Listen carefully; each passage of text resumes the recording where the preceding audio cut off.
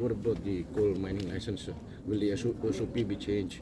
As the government of Meghalaya have specified the area for 100 hectares, while according to the demand of the NGOs, that is it is not specified by Government of India. These are specified by Government of Meghalaya. Yes. It is specified by Government of India. We could have asked the Government of India to change those SOPs and reduce the areas below 100. But that process itself would have taken a long time. And hence we felt that first thing to do is to be able to get certain individuals or certain people applications passed and get the mining licenses through. So hence there are almost close to 18 to plus, I think minimum 18, I can't remember the exact numbers, but 18 for sure, have applied, and many of them have got the prospecting license, and many of them in fact are on the verge of getting the mining plan approved. So if the mining plan is approved, then the scientific mining from these few people will start immediately.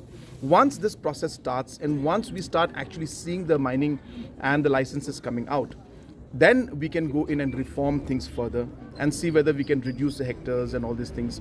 That can come at a second phase. But we felt that if we try to go into too much of it right now, then there will be delay and government will agree, may not agree. All these aspects were there. So we went ahead with what government had agreed to do. And as we move along, we will see how we can make the system smoother and better for our people.